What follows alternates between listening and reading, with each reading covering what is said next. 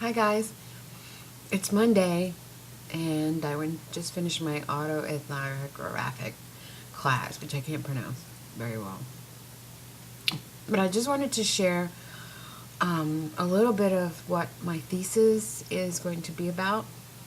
And if you have any suggestions or anything like that, please give them to me.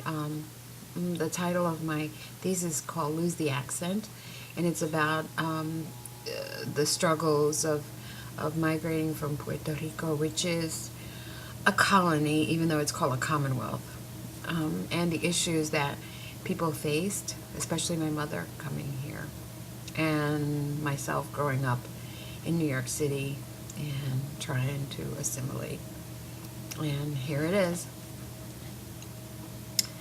The ending, it's my mother has said, no, it was my fault. A lot of it was my fault. So here the daughter responds by saying, maybe it wasn't your fault, Mama. You think if I closed my eyes, she would finally give it a rest? I mean, she needs a break too, don't you think? I just wish she'd stop appearing like that. It gives me the willies. It's times like these that I wish I had brothers, sisters, or maybe even a dog. Then they could take some of the flack off me. I remember the time I asked her why she didn't have any more kids. The only thing she said was that she had dos abortos and that her body couldn't handle it. You should have seen my cousin's face when I told her that my mother had 2 abortions. My cousin busted out laughing and said, "You better not tell that to anyone else." I told her I did already.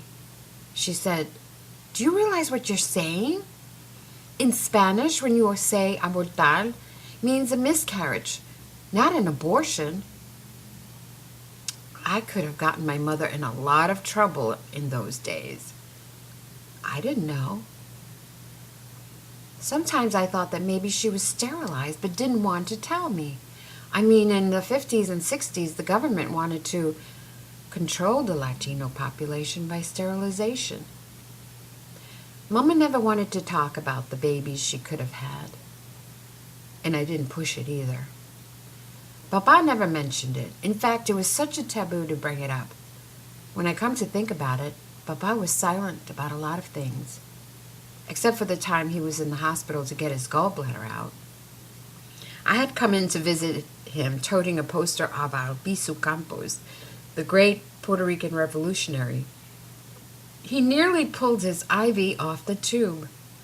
Papa didn't like the idea that I was protesting and wearing the black berets. I told Papa that he was an Uncle Tom. He looked me straight in the eyes and said, "I enlisted. I served. And I know what it feels to live in a racist world." He told me that when he arrived in boot camp, he was asked to remove his shirt to see if he was black or white. Can you imagine? He was then put in a Negro regiment. That's what they called black folks back then. I told him that he of all people had more reasons to rebel. He looked at me and turned his face towards the wall. He made it clear that the conversation was over. Ay, papi, what was I going to do with you? Looking back, I guess he really thought he was doing this for his family. But I still didn't agree with him. I would have protested. Mama was more of a fighter, though. Even though she didn't like to speak English, she managed to get herself heard. Geez, I think she even frightened my dad sometimes, especially with her piercing eyes. So why didn't she stand up to my dad when she wanted to stay in Puerto Rico?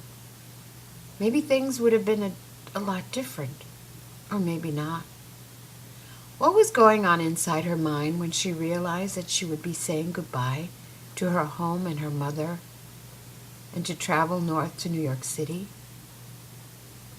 I could only imagine what it was like for her.